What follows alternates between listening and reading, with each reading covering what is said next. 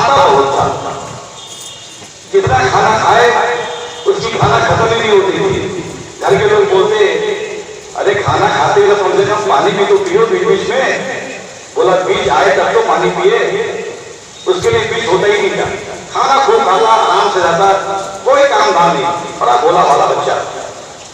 घर के लोग भी परेशान हो गए।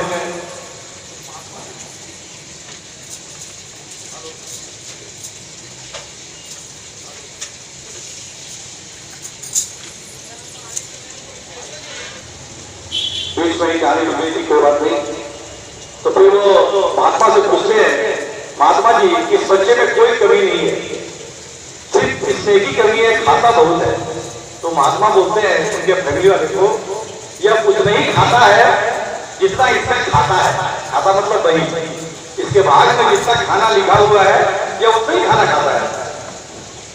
बोले बात कुछ दिन पार करता है तो घर वाले बोलते हैं काम करो, कुछ तो तुम घर से चले जाओ, उतना खाना खिलाने की ताकत हम लोगों में नहीं है, तुम घर से जाओ। बेचारा घर से निकल जाता है, कुछ दूर जाता है, फिर लौट के चले आता है। बोला क्यों लौट के आ गया? बोला हम सोचे कि आप लोग से गलती हो गया होगा मुझे बनाने में। तो बोला नहीं नहीं नहीं तुम जाओ, यहाँ तरफ कोई काम नहीं। बेचारा चल देता है। कुछ दूर जाने के बाद एक मंदिर है, उसके बाहर में महंत जी बैठे हुए हैं, राम राम राम राम राम राम कर रहे थे।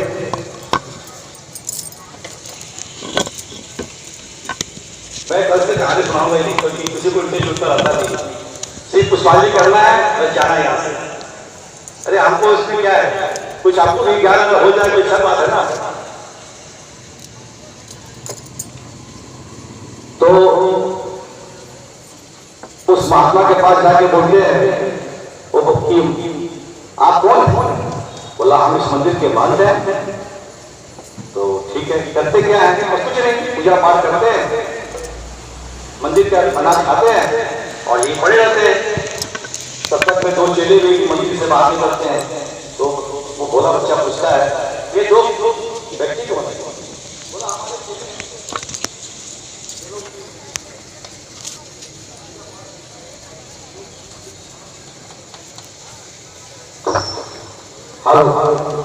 जो मंदिर में खाना बनता है वह खाते हैं। तो महाराज जी बात बोलो, मुझे भी इस मंदिर में रख लीजिए। बोला ठीक है, आ जाओ, बन जाओ मेरा चेला। तो उसी समय उसका स्थिति करके उसके गले में तुलसी का माला देके उसको बोलते हैं ठीक है तो मिला हो। वह बालक वही रहने लगा। एक दिन खूब खाना खाते बोलता है, बाबा बोले बोलो आपके आश्रम में कितना पंडित होता है? बोले 5 पंडित होते हैं। तो मैं 5 पंडित में बैठ के खा सकता हूँ? तो बोला हाँ खाओ, कोई बात नहीं है, खाओ। महात्मा सोचते पता नहीं सिर्फ खाने के लिए है क्या है, तो कोई बात नहीं है। एक दिन की बात है, सुबह सुबह सब लोग राम राम राम राम कर रहे हैं, इसको भूख लगा बहुत जोर से, देखा कहीं खाना ही नहीं बना है। तो जाके पूछते हैं, सब लोग देखे किचन में गया, वहां भी कोई नहीं, खाना बनी जाने का। तो पूछे महात्मा से कि जो पंडित के पुजारी थे कि आज खाना नहीं बना? बोला हाँ आज तो एकादशी है, आज तो खाना बनेगा नहीं। तो बोला तुम भी वैष्णव हो गए हो, तुमको भी एकादशी करना चाहिए। बोला प्रभु एकादशी अगर मैं कर लिया तो द्वादशी के तो मैं बचू नहीं, मैं तो ऐसे ही मर जाऊंगा।